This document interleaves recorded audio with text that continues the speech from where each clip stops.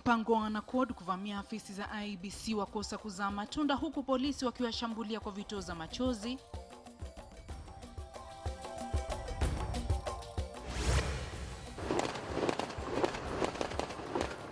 Afisa wa kijeshi auawa na polisi baada ya kudaiwa kumuua mpenziwe kaunti ya Kitui.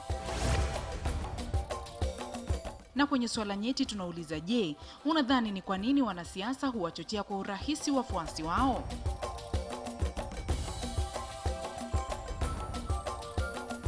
Karibu mtazamaji, jina langu ni Zubeida Kome, nikitumai kwamba siku ya Jumatatu yako na wiki yako imeanza vyema. Leo katika sehemu yetu ya swala nyeti tunajadili athari za uchochezi wa wanasiasa katika jamii, tukiuliza mbona wafuasi huchochewa kwa urahisi na viongozi wa kisiasa. Je, unadhani ni kwa nini viongozi wa kisiasa huwachochea kwa urahisi wale wafuasi wao, na ni nini ambacho kinahitajika kufanywa, hasa tukizingatia kwamba uchaguzi mkuu unakaribia? Ni nini ambacho kinahitajika kufanywa kutuliza joto katika jamii kabla ya uchaguzi mkuu kuwadia? Leo studioni wageni wangu ni Francis Ole Kaparo.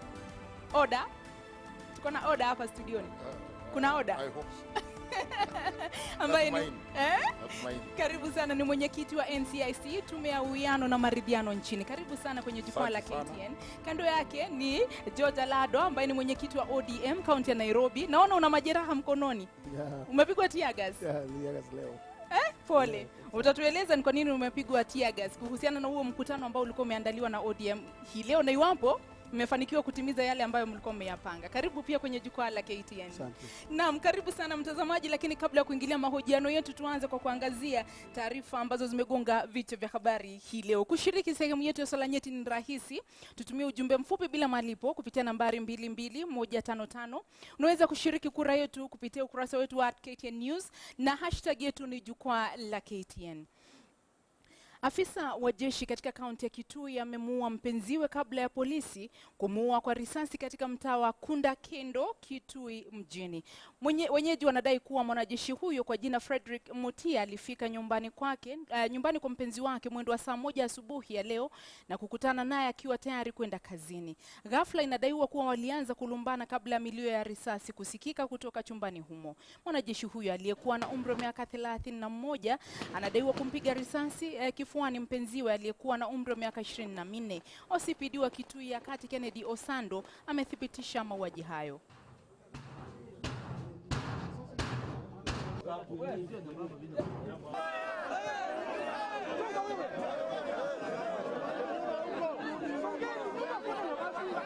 Walikuwa wanashozana asubuhi, ndio wakaingizana huko, akamwambia wewe shughulika na shughuli zako, wakati nilikuwa kwa nyumba, shughulika na shughuli zako na mimi niendelee na shughuli zangu.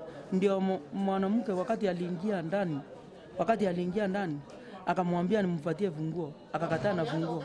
Wakati amekataa na funguo ndio amekuja mwanamke akiwa anakimbia kwa hiyo hapo kwa mlango wa jirani mwingine. Wakati amempiga risasi akamwambia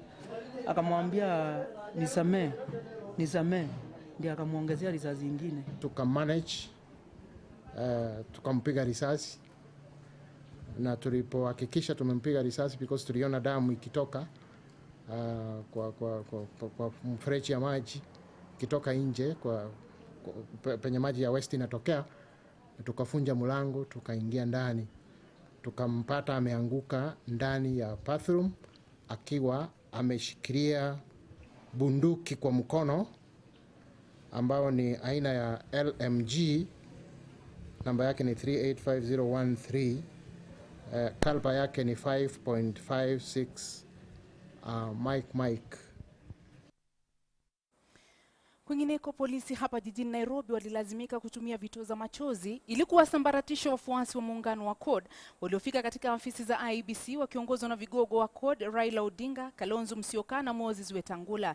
Viongozi hao walijaribu kutimiza ahadi yao walioapa kwamba sharti tume huru ya uchaguzi na mipaka IEBC tumuliwe ofisini kwa kile ambacho CORD inataja kwa IEBC haiwezi kusimamia uchaguzi huru na haki. Maafisa wa kupambana na ghasia wamekuwa wakishika doria kuanzia asubuhi ya leo nje ya makao makuu ya ofisi hizo katika jumba la Anniversary.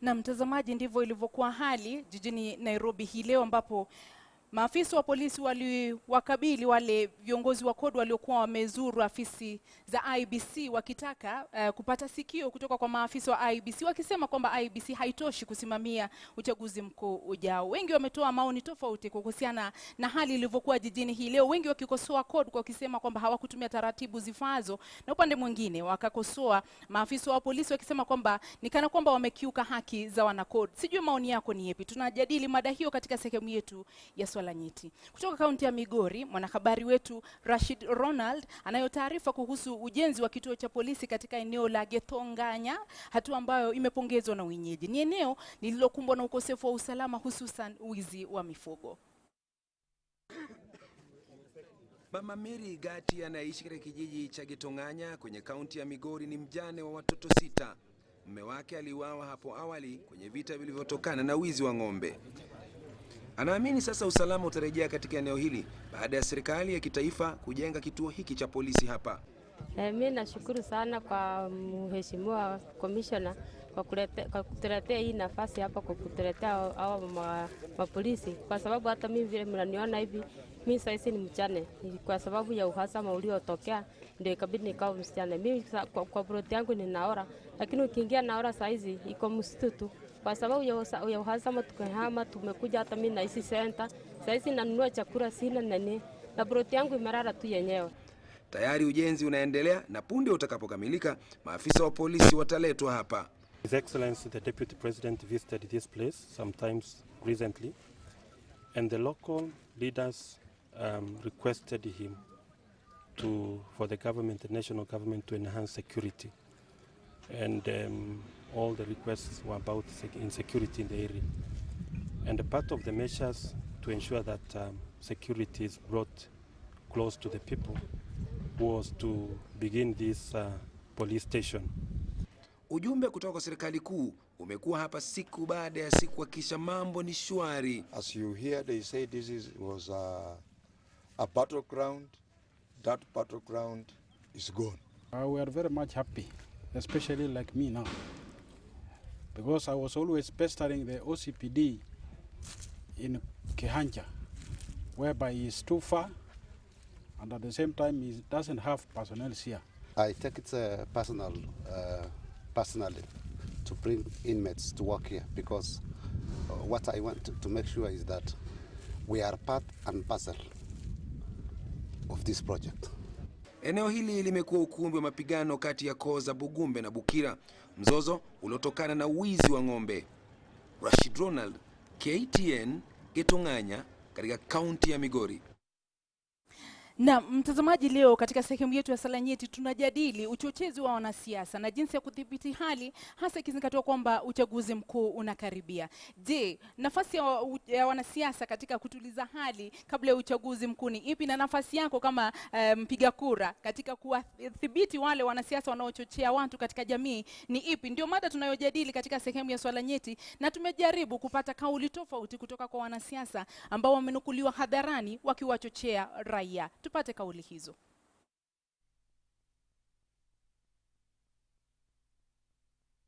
Nyinyi watu ya magazeti mwambie Raila awache upuzi. Awache nini? Sisi hatutaki upuzi. Na kama wanataka kupeleka watu kotini, mimi niko tayari na niko na pesa ya kujitetea. Mimi nataka kusema, najua ule mtu wa vitendawili alisema ati nyinyi sijui ni milisi ya Jubilee. Hapa Gatoro nyinyi ni milisi ya yangu, mimi sitaki ujinga. Nimewapatia mapaga, kata mtu kama mtakata. Na sio yangu sababu mimi mwenyewe, ni yangu sababu ya kulinda ile maendeleo ambao mimi na Mheshimiwa Rais tunaleta hapa. Sisi hapana watu kutishwa. Na mimi nasema watu wa chama ya ODM tusimame imara, tuone tumedefend our party leader to the end. Kwa hivyo mtu yoyote anafikiria sasa hivi ataita jina Raila ovyo ovyo, tukikuta yeye kwa street tutadeal na yeye properly. Lakini juzi nimesema, Bwana Mudhama, usijaribu tena kumtusi rais wa Jamhuri ya Kenya. Usijaribu tena. Hata kama haituhusu, haijafunja kipengele fulani katika sheria yetu sisi, lakini inaweza leta uhasama kati ya jamii wa Kenya. We are interested. Sisi kama raia mara nyingi huwa tunawalaumu wanasiasa, tunasema mbona mnachochea, lakini wanapotoa kauli hizo hadharani wengi wetu huwa tunashangilia, kupiga makofi na kutabasamu. Je, wakulaumu ni nani? Mtazamaji, tunapoingia katika msimu wa uchaguzi mwaka ujao, zipo hisia kwamba uhasama baina ya jamii mbalimbali umeanza. Wakenya hata hivyo wameanza kampeni za amani kupitia mitandao ya kijamii, na ndiposa tunakukaribisha utizame wito ufuatao kutoka kwa Mkenya mzalendo aliyeamua kuzungumza na Wakenya kupitia kwa mitandao wa Facebook. Umoja ni fahari yetu, undugu ndio nguvu, chuki na ukabila hatutaki hata kamwe. Lazima tuungane, tuijenge nchi yetu, pasiwe hata mmoja anayetenganisha. Naishi na tumaini, najitolea daima Kenya. Hakika ya bendera ni uthabiti wangu, nyeusi ya wananchi na nyekundu ni ya damu, kijani ni ya ardhi, nyeupe ya amani. Daima mimi Mkenya, mwananchi mzalendo.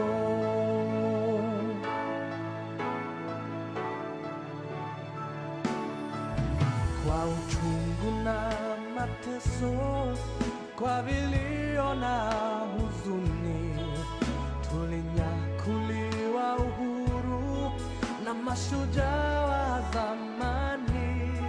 Hawakushtushwa na risasi au kufungwa gerezani, nia yao ukombozi, kuvunja pingu za ukoloni.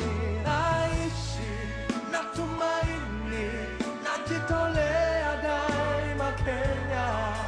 Hakika ya bendera ni uthabiti wangu, nyeusi ya wananchi na nyekundu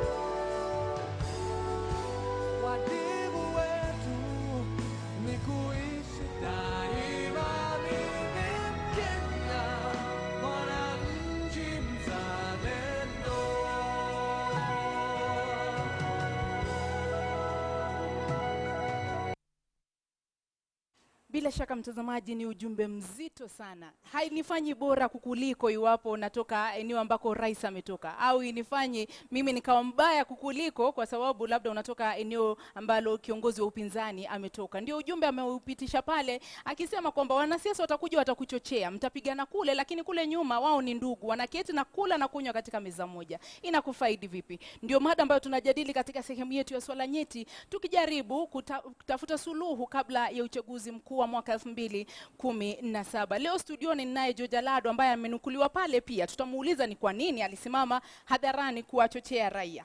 Ulichochea? Sijachochea mtu.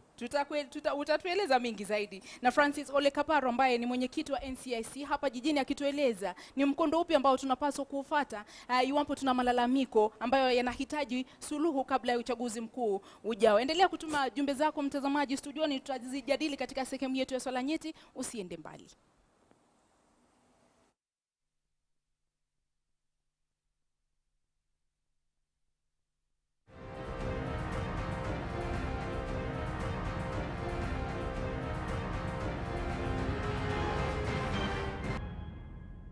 Karibu tena mtazamaji. Niliuliza awali, je, uchaguzi mkuu ungeandaliwa leo ungekuwa na ujasiri au hata hamu ya kupiga kura? Je, uchaguzi mkuu ungeandaliwa leo ungekuwa na ujasiri au hamu ya kupiga kura? Kufikia sasa 52% mnasema ndio, 42% mnasema la, na 6% mnasema hamna uhakika kwamba unaweza kushiriki uchaguzi. Jacob Abere anasema ninayo dukuduku, refa wa mechi sifa zake naziogopa. Inadaiwa kwamba tayari amenunuliwa. Kauli hizo zimetoka kwa wanasiasa. Sylvester Elavuna anasema na nimejihami tayari kushiriki uchaguzi. Peter Guna anasema Kenya tumeachia wenyewe, mimi hata kura sitapiga. Geomatist anasema kwamba ndio, kwa kuwa anataka mabadiliko hata kama ni madogo, nisije nikajuta baadaye nikasema laiti ningalipiga kura. Mark Rumaz anasema la hasha, sio ni wa kumpigia kura. CORD na Jubilee hakuna tofauti, wote hawajali kuhusu maslahi ya wananchi. Nairobi Saba anasema Kenya yahitaji mabadiliko. Karanja wa Kimondo anasema juu ni haki yangu ya kikatiba na pia kuchagua viongozi ninaowataka. Na Sharif Ayub anasema ndio, mabadiliko ni mimi na wewe tutakaopiga kura kwani itasaidia vizazi vyetu. Ndio kauli ambazo zinaingia nilipouliza, je, uchaguzi ungeandaliwa leo unaweza kushiriki uchaguzi huo? Labda tuanze majadiliano yetu, labda nianze nawe George Alado. Pale umenukuliwa ukitoa kauli ambazo zimetajwa kuwa za uchochezi, na si mara moja ambapo umehojiwa na polisi kuhusiana na kauli za uchochezi. Mbona unachochea umma? I think pengine kwangu kwanza nataka kusema shukrani kwa kuweza kuniita kwenye studio, na huenda pengine vile niliongea wengine waichukue vile mimi nafikiria, kwa sababu unapoongea kwa sasa sheria iko ambayo inapeana uhuru wa kuzungumza, na kitu ambayo inakukwaza kwa roho ni vyema unasema, kwa sababu mimi ni mwanasiasa, mimi ni mwenyekiti wa chama ambacho kinapigana kuchukua mamlaka katika hii nchi. Unaposema mnapigana unamaanisha nini? Kupigania kuchukua mamlaka kwa kupitia kwa kura ambayo umezungumzia, ama kupitia kwa uchaguzi ambao ni mwaka ujao, si kwa kupigana ya vita. Kunapigana kuchukua uongozi wa nchi kwa kupitia kura. Kwa hivyo saa zingine watu wakiona ukizungumza wanaona ni kama unachochea. Sijachochea mtu wote, nilizungumza tu kwa ile kama Mkenya, kama mwanasiasa, na siku achochea mtu wote. Wewe ingekuwa kwamba tukuweke katika nafasi ya wapiga kura, labda wewe sasa ni mpiga kura, kiongozi asimame pale atumie yale matamshi uliyoyatumia, ungesikia vipi? Ningesikia vizuri, kwa sababu nina masikio na naona ile amezungumza inanifaa. Haiwezi nikera, kwa sababu si kuchochea mtu wote. Nilisema mambo yangu kama mwenyekiti ya kwamba kura ikiibiwa, kwani kama utaiba ama hujaiba una wasiwasi gani? Ngoja kura ibiwe. Nilisema kama utaniibia, kama mtaibia Raila, hiyo ndio ilikuwa kama itaibiwa, utafanya nini? No, ikiibiwa itakuwa mzuri. Na umeona 2007 vile imekuwa ni mambo yale yalishafanyika.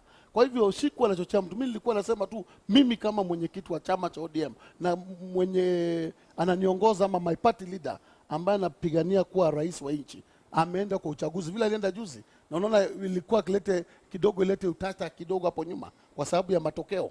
Matokeo ndio mimi nilikuwa nazungumzia, sikuwa nachochea mtu matokeo. Na huoni kwamba kwa kusema tu kama mtaiba, hiyo tayari umewaweka hamaki wale wafuasi wako? Hujaweka hamaki mtu wote. Hiyo ni kuambia tu yule ana conduct hiyo uchaguzi ambaye pengine ni Hassan ama ni IBC, ya kwamba tafadhali wekeni uchaguzi wa haki na huru. Ukiweka uchaguzi wa haki na huru na Wakenya waridhike, na sisi kama opposition tuone kwamba Uhuru ameshinda na njia mzuri, hatutakuwa na shida yote. Ni kusema tu kwamba tuweke haki na huru ya kupiga kura, ya kwamba mimi nimepiga kura na expect matokeo fulani, na yale matokeo na expect haitokee vile iko, na naona ni kama kuna shida ambayo imetokea hapo mbele, lazima kutakuwa na shida.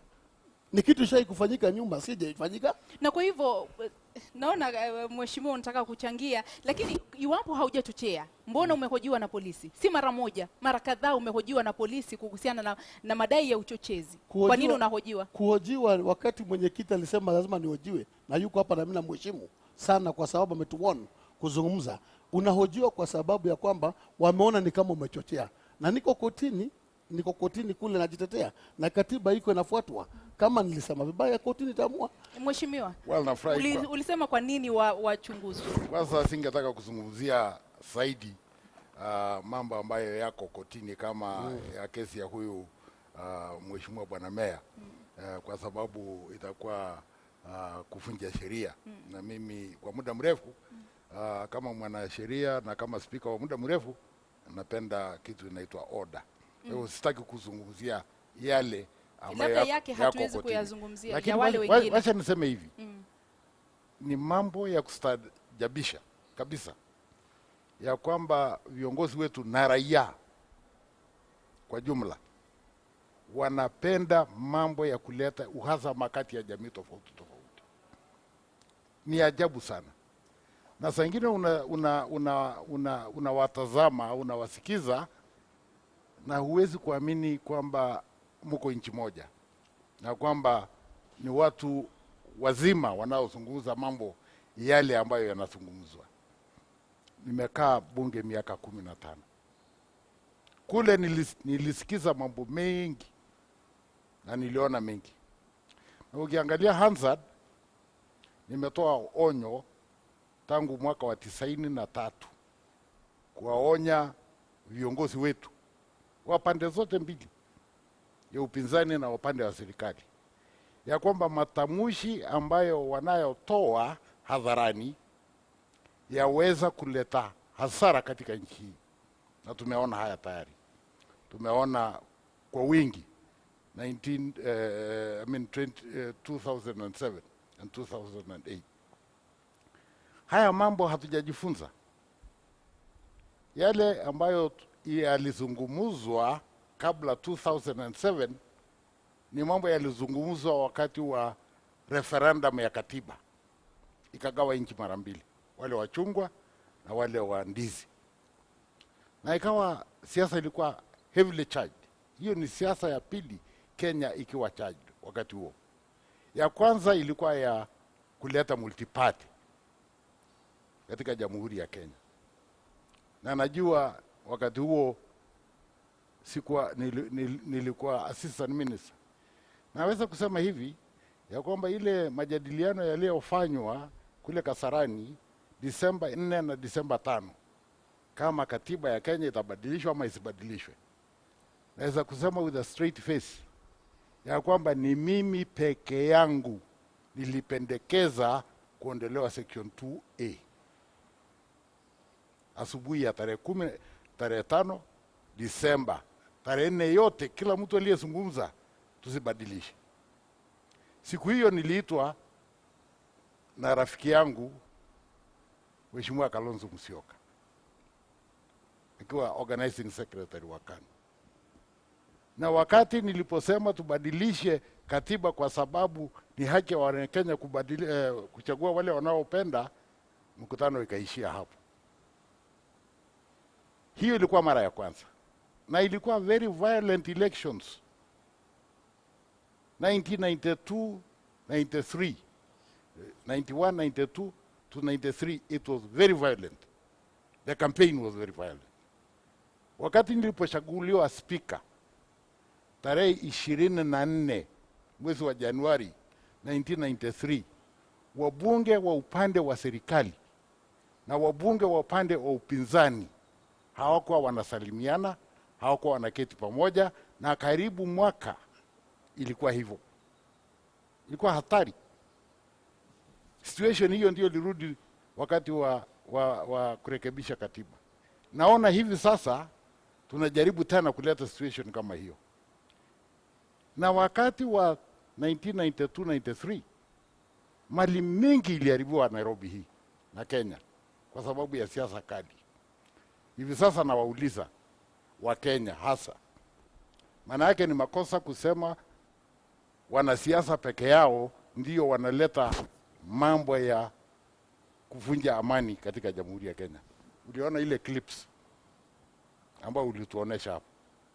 Kila wakati mmoja wanasiasa anapozungumza mambo ya kuleta, pengine jambo ungefikiria ni ya kuleta uhasama kati ya jamii tofauti tofauti, raia wanashangilia kabisa. Na kwa sababu wanashangilia kabisa, wanaendelea zaidi. Naomba wa Kenya, in your own interest, in your own selfish interest, please keep the peace. La pili, wa Kenya imekuwa mtindo tangu 1992. Wakati wote tuko na uchaguzi, lazima wa Kenya wafe. Na uchaguzi ni lazima kwa nchi demokrasia. Lazima kila miaka 5 lazima tuende uchaguzi. Lakini sio lazima kila baada ya miaka 5 wa Kenya wafe. Wa Kenya na waomba, inawezekana kufanya uchaguzi bila kuuana. Labda turejee kwa Alado. Kulikuwa na faida gani ama kulikuwa na manufaa gani kuandaa hiyo rapsha ambayo tumeshuhudia jijini hii leo? Kwanza kabisa umeona hata zile harafa umetumiwa, wengi hawana imani na hii commission ya IBC. Hii IBC imeconduct election wakati wa 2013, na hiyo 2013 Raila na viongozi wa CORD walionelea nchi ni kubwa kuliko mambo yao na wakaenda kotini.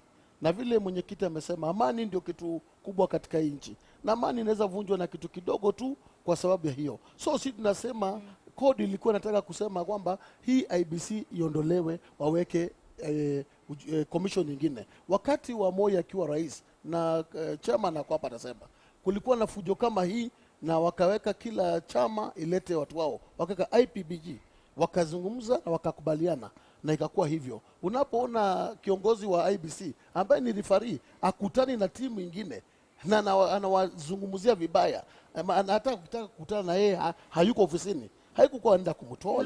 Mlikuwa mmewajulisha kwamba mnaenda? Yes, walijua. Hata hii ya kwanza, hii ni mara ya 3 ya leo, imekuwa ni ya 3. So watu wamekuja na amani, viongozi wetu wakubwa wako hapo, mnatupa tear gas, mnawapiga, mnawafukuza. Hiyo sio Kenya ambayo tunatarajia. Wale wanafukuzwa, Kalonzo wako na wafuasi wake, yule Wetangula wako na wafuasi wake, Raila wako na wafuasi wake. Raila amepigiwa kura na watu zaidi ya 5 Kenya hii, nao 5 wako wengine. Na sasa unapofukuza hivyo, unataka kuniambia ule mfuasi wake atasikiaje? Kwa hivyo ile mbinu mlioitumia leo inafaa? Unaona ilikuwa sawa kusababisha fujo ili msike? Walipeana notisi ya kwamba wataenda leo kwa IBC, na walisema hawakuwa na fujo. Walikuwa wanataka kukutana na IBC, wawaambia pana, sasa nyinyi mamlaka yenu kama kuongoza uchaguzi imeondoka, nyinyi muondoke ofisini. Lakini kwa zile picha tumeona kwamba ni kana kwamba walikuwa wanataka kuingia kwa nguvu. Unaona wengi wao wanashika lango pale wanalitikisa. I think wafuasi walikuwa wamekuwa charged na kutaka viongozi wao waingie. Unajua ni watu wa upinzani, sisi ni wapinzani, si wa serikali. Lazima uliona polisi wamewekwa pale, GSU wameweka askari kila aina, na hawakukuwa na lengo la kutoa fujo katika pale kwa mlango, na wakaambiwa kwamba viongozi watatu wale wa principals watatu waingie. So walipokuwa nakuja kuingia na wafuasi wakawafuata, ingekuwa tu jambo mzuri, polisi wafungue mlango, waruhusu wale viongozi wakuu waingie, alafu wengine wafungiwe hapo nje. Huoni kwamba unadai kwamba IBC wamekataa kuwasikiza kama wana ODM, lakini kwenye taarifa za awali walikuwa wanasema kwamba huwa mnaenda pale bila kuwajulisha, bila kuwafahamisha, ili ionekane kwamba ni kana kwamba wanakataa kusikiza wana ODM. Ni mbinu tu ya kusababisha fujo ama hamaki miongoni mwa wafuasi wenu. Haikuwa mambo ya ODM, ilikuwa ni mambo ya CORD. Ukisema ODM ya CORD kwa jumla. Jana waliwaambiwa kwamba tunaenda leo, walijua. Si kwani kama walikuwa wajui, mbona wamefunga gate? Kwa hivyo walikuwa wanajua ya kwamba tunaenda huko. Na kusema kwa hiyo jambo dada yangu ni kwamba wale wafuasi wetu hawakuwa wanataka kutoa ile fujo pale. Wangeruhusiwa tu wale viongozi wakutana, kwani IBC kama ni ukweli ni marefaris, kwa nini hawezi kukutana na watu wa code? Na kama wamekataa kuwasikiza, naam. Historia yangu napenda kurekebisha, just to make matters to be on the right perspective. Kulikuwa na IPPG kweli 1997. Kwa sababu mbele ya hiyo wale members wa Electoral Commission waliteuliwa na rais peke yake. Kwa hivyo wakati tulipokuwa tunaelekea uchaguzi wa kwanza within multi-party system 1998, ikawa wabadilishe na ikabadilika. Lakini hii ya sasa nakumbuka kidogo vile IBC ya sasa ilipoteuliwa. Nakumbuka mimi kwanza nilifanya interview ya chairman ya IBC hiyo. Hii. Na nakumbuka nilishinda. That's good. Nilikuwa namba 1. Lakini wengine hawakutaka niwe mwenyekiti. Ikawa lazima ifanywe mara ya pili. Na nikakataa kuhudhuria second session. Ndio wakafanyisa interview chairman yule aliyeko sasa, na akakubalika na pande zote husika. Alifanyishwa interview na wabunge na akapitishwa na bunge, na hata hawa commissioners wengine wote walipitia bunge na wakapigiwa kura wakapitishwa. Hawakuteuliwa na rais, waliteuliwa na bunge. Uzuri wao ama ubaya wao sijui, lakini najua hivi, kama kuna sheria lazima sheria tuifuate. Inji huvunjika wakati tunakataa kufuata sheria. Kuna sheria ambayo inahusu vile inchi hii itatawaliwa. Kuna rais akiwa si mzuri, kuna njia ya kumtoa na kupitia kwa katiba.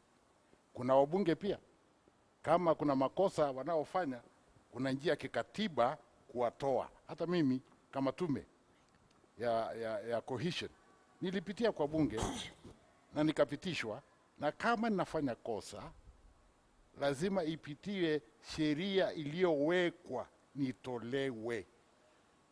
Ikiwa wakati yoyote Kenya tutakubali the rule of the jungle, the rule of the mob, rather than the rule of law and the rule of institutions, then we will be a doomed society. Everybody must obey the law. However big you are, however small you are, lazima sheria tuidumishe. Labda nimuulize Alado swali ambalo nilitaka kumuuliza.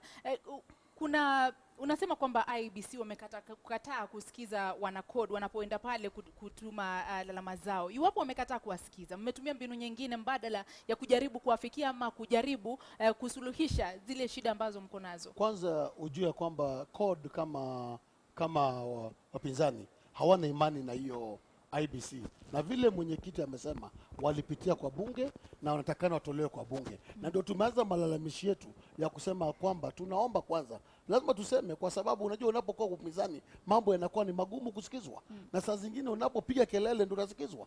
Na sasa hiyo imekuwa ni kwamba wanacode wanaona kwamba huyu mwenyekiti wa IBC ambaye unaona hata majibu yake jana katika taarifa za habari jioni iko majibu mzuri. Kama ni mwenyekiti mzuri na amesikia kuna timu ambaye ita participate kwenye uchaguzi mwaka ujao na wamekuja kumuona, ni jukumu lake. Tumekuwa na wenyekiti wengi, sio Isaac peke yake. Wenyekiti wamekuwa wengi sana. Tumekuwa na Chesoni, tumekuwa na Kivuitu, na walikuwa wanapeana nafasi wakati nchi ilikuwa imeshikamana na wakati wa Moi, lakini walikuwa wanapeana nafasi ya upinzani kukutana nao. Kwani kukutana na code yeye kama Isaac na tume yake ni makosa kwa wapi? Kama hayuko tume iko na commissioners, angetuma hata commissioners watatu wakutana wenye watu code, asikie malalamishi yao ni gani, kwa sababu kuna mambo ya Okoa Kenya ilikwama. Ulisikia wanasema kuna signatures hazikutoshea, na hii mambo ambayo wanaona ni kama uchaguzi ikifanya mwaka ujao tukiwa na hii tume haitakuwa mzuri.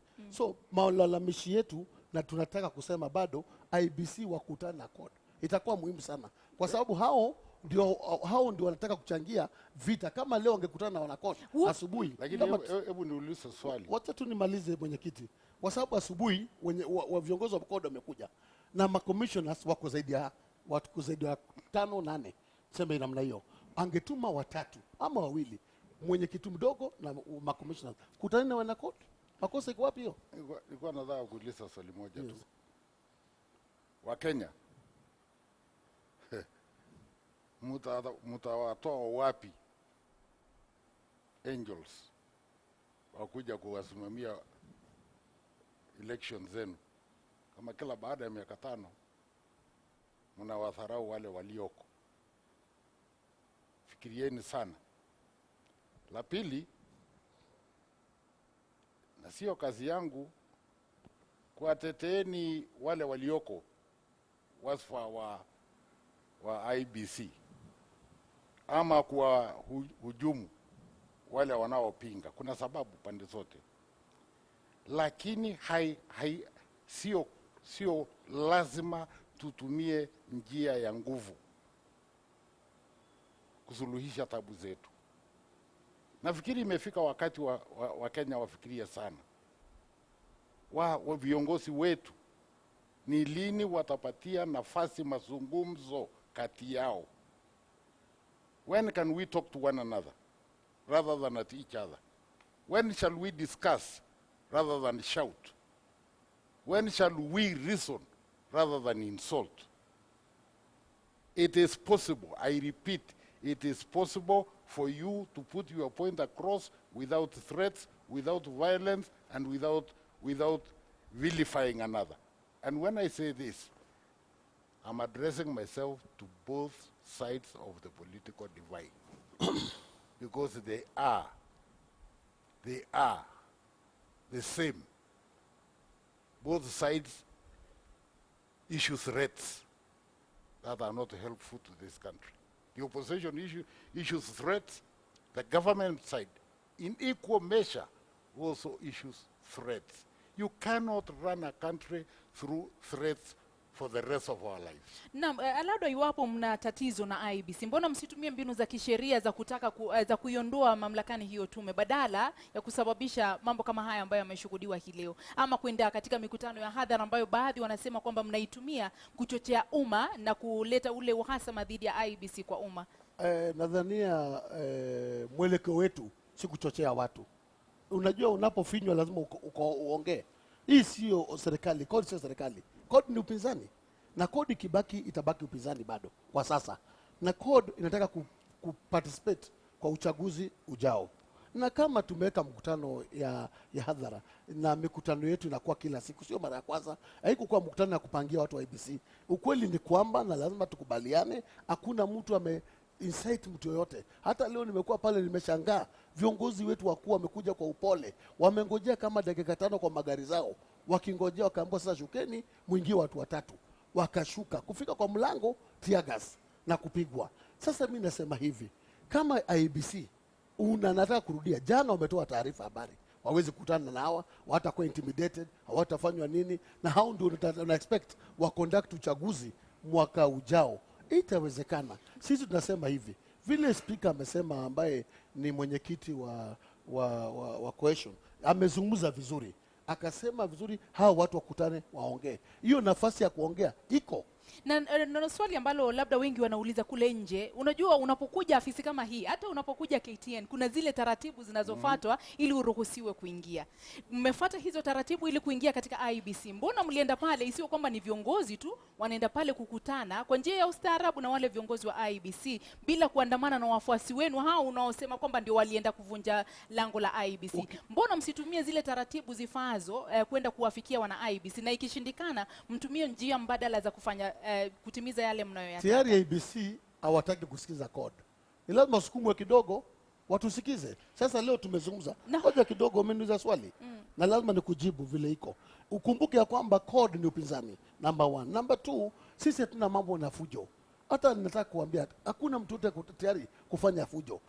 wakati wa Okoa Kenya, nilikuwa hapa mkutano ya kwanza. Tulipofika pale ofisini mwa IBC, tulipata CEO Bwana Chiloba, na akazungumzia watu wa CORD ya kwanza hiyo mkutano, na akawaelezea na wakamuelezea vizuri ya kwamba chairman hayuko, na hao akasema tuko wanataka kuona wewe, tutaka kuona mwenyekiti na commissioners wake. Kwa hivyo haja yetu ilikuwa ni kukutana na IBC chairman, waweke mambo yao kule, wasikizwe.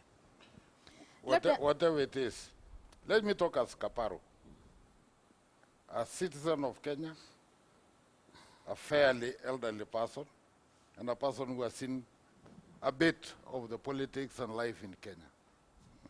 We will never sort out our problems by breaking all the known provisions of the law, including that of the Constitution. We will never make this country safe if we cannot sit together and reason and talk to one another, not at each other. Mheshimiwa, nikiwa bado kwako, kuna wale ambao wamelaumu tume yako. Ni tume ambayo ilibuniwa na katiba ili kuzuia mambo kama haya yanapotokea katika jamii. Lakini ni viongozi wangapi wamesimama pale hadharani wakanukuliwa kabisa wakichochea umma, tuchukueni panga twende tukate? Mbona hakuna yeyote ambaye tunaona kufikia sasa amechukuliwa hatua? Mbona viongozi bado wanachukua jukwaa lile kwenda kuchochea umma na tume ya NCIC iko pale? Naomba nikurekebishe. Wengi wako kotini pamoja na huyu. Tutajie labda wale ambao wako kotini labda hatujui. Huyu bwana ako kotini. Mheshimiwa Moses Kuria ako kotini. Kuna senator kutoka Tana River ako kotini. Na wengine wengi 17 tumewapeleka kotini. Kesi hizi ziko kotini in different stages of being heard. Wengine is part heard, wengine itasikizwa mwezi ujao, lakini pia muelewe jukumu letu ni kuwapeleka kotini. Kusikiza ni kazi ya koti. Prosecution is also from the Director of Public Prosecution. Lakini tumefanya hivyo. Lakini wacha nikwambie pia, mimi sifurahishi kupeleka watu jela. Nafurahia kama Wakenya wanaweza kuzungumziwa na wakasikia mambo na kuasha vita. Nakwambia kitu moja pia ya kustajabisha Wakenya. Wewe ukiweko, kila mara naambiwa tume yako haishitaki mtu. Nikishitaki mtu wa kabila lako ama chama chako unalalamika. So it is okay to prosecute a hate monger so long as that person is not from my tribe or from my political party. It cannot be right.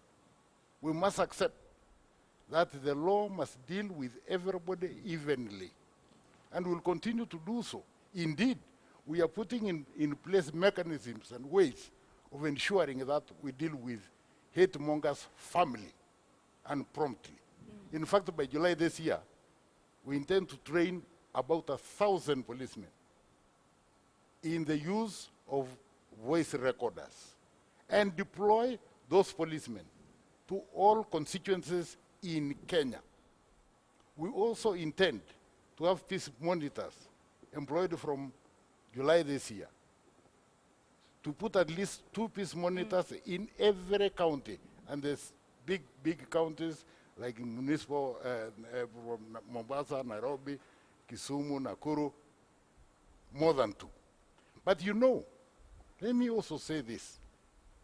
No country can ever... Najaribu. Hakuna nchi ambayo itakuwa inaongozwa kwa kuweka watu wote jela. Kwa sababu hakuna nchi ambayo ni wafungwa. Lazima Wakenya wajifunze kuishi bila kwenda jela. In fact, tujaribu kuhakikisha kwamba Wakenya wako nje ya jela badala ya ndani ya jela. Na wengi wanasema hatua isipochukuliwa haitakuwa funzo kwa wengine. Kama ni lazima waende jela watakwenda. Naam. Aladwa, tutarajie nini? Kwa sababu sasa mmelalama kwamba wana CORD hamjapewa nafasi, hamjapewa sikio na wale wana IBC. Tutarajie nini? Bado mtaendelea kupiga kambi katika afisi hizo? Lazima tutaendelea kupiga kambi na tutachoka. Lazima tusikizwe kwa sababu tunaenda kwa uchaguzi. Tumesema vita yetu sio kupigana. Sisi kama CORD tunataka amani. Amani ni kila mahali. Umeona vile watu wamezungumza hapa. Wote ila Lado wamesema. Umeona wengine wameweka mpaka mapanga, walibeba watu. Shakabala aliongea Mombasa, chama anajamshika. Ule alizungumzia Mombasa. Umeona Kabogo gavana wa Thika hajashikwa. Alado alisema tu ukiiba kura tu. Siku yangu ilikuwa kidogo na nimekubali, nilishikwa nikaojiwa na bila amesema niko kutoaja nimalize chairman. Kwa hivyo mimi namsupport venye anasema watu wakutane waongee. Sisi kama CORD hatutachoka kusukuma hii serikali. Mnashika watu kwa mapendeleo. Hebu nikueleze kwanza, in fact right now the accusation ile shitaka niko nayo kwa sasa ni kwamba kuna wafuasi wanaofikiriwa ni wafuasi wa Jubilee ambao wameshitakiwa kotini kuliko wa upinzani. Hiyo shitaka ndio tuko nayo kwa sasa. Lakini wacha nikwambie hivi, kuna mambo ambayo tunaweza kushitaki kama tume.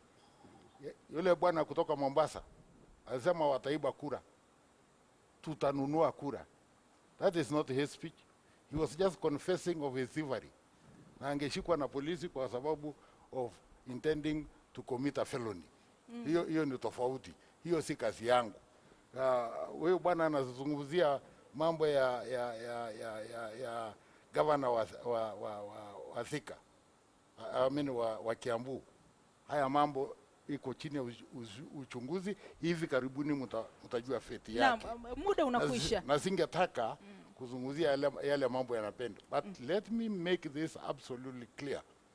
Hakuna mtu ambayo tutamwasha kwa sababu ya sifa yake, kwa sababu ya madaraka yake, ikiwa atakuwa amevunja sheria ya NCIC. Hakuna.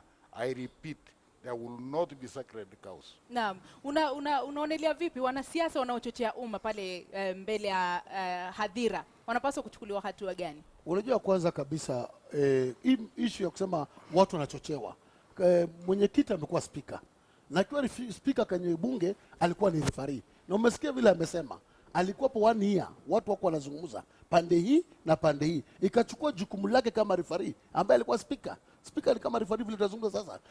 Point yetu kama wana CORD ni kwamba IBC ni lazima watolewe. Hataki kutumia fujo kuwatoa, hataki kutumia kupigana kuwatoa, lakini malalamishi yetu kama CORD tumesema IBC lazima iende nyumbani. Hatuna problem na mtu wote yule atawekwa pale, na tusemi ya kwamba tunawachukia, tunahofia ya kwamba hawataendesha hii uchaguzi vizuri. Kama mwezi kutana na wapinzani ama wenye wanakuja kucheza game ambayo ni next year 2017, hamwezi kukutana nao kuwasikiza, then una expect sisi tuende kwa uchaguzi na watu? Hatutaenda.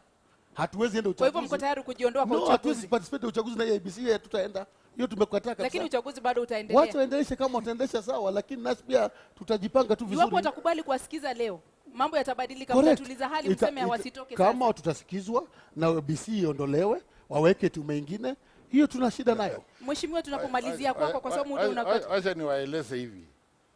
Wakenya. Hakuna pahali mtakwenda mkaleta malaika kuwafanyia kazi. Lazima mjifunze kufanya kazi na Wakenya wenzenu. Na Wakenya wenzenu lazima wafanye bidii kulingana na sheria, kuwatendeeni haki Wakenya kwa kazi ile wanaofanya. No. Lazima ifanyike hivyo, lakini nataka kurudia tena. Hakuna wakati ambayo tutakuwa na amani ikiwa watu watachukua sheria mikononi mwao na kwenda kuwafurusha watu kutoka maofisi yao kinyume na sheria. Haiwezekani. Wala haitakiki. Kwa sababu hakuna jamii ambayo iko na chini ya sheria ambayo lazima uchukue sheria mkononi mwako na wafuasi wako ukaenda kufurusha wengine. Naam, tunamaliza kipindi. Tunamaliza sekunde 5, utueleze suluhu ni nini, kwa sababu uchaguzi unakaribia na hali joto limeibuka katika ulingo wa siasa. Suluhu itakuwa nini? Viongozi wa Kenya, zungumzeni kati yenu. Naam. Shukrani sana. Tafuteni njia ya kusikizana na kutafuta rifari wenu ile mnaokubaliana nao bila kuleta Wakenya vitani. Naam, shukrani sana. Paul Mwema anasema IBC haifai kusimamia uchaguzi mkuu ujao kwani hautakuwa huru na haki. Aladwa akona matamshi ya uchochezi na hajui siasa. Huyu ni mtaalamu akiwa Ben akiwa Kosoiwo, Nandi County. Mwingine anasema nafikiri Mheshimiwa Aladwa anafaa elewe jinsi ya kuondoa IBC, si kwa firimbi au maandamano. Tunaelewa hawana sifa hali wanatafuta umaarufu. Wapeleke mswada bungeni. Huyu ni Daniel Mwiki Zubeida. Naam. viongozi wa CORD wanapaswa kufuata taratibu za kisheria ili kuwafikia yale ambayo wanayataka badala ya kuingia barabarani kwa maandamano. Shukrani sana wageni wangu kwa kufika studioni. Tunatumai kwamba suluhu itapatikana kabla ya uchaguzi mkuu ujao. Shukrani sana mheshimiwa. Tunazidi kupigia darubini NCIC tuone kwamba inasuluhisha swala hili. Wana CORD, shukrani sana. Tunasubiri kuona pia mwelekeo kuhusiana na swala hili. Shukrani sana mtazamaji kwa kutuazima sikio na kwa jumbe zako na kwa kuchangia kwa njia moja au nyingine katika kufanikisha mada ya leo kwenye jukwaa la KTN. Kwa niaba ya wote waliofanikisha taarifa za leo wakielekezwa na mshike nasema shukrani za dhati.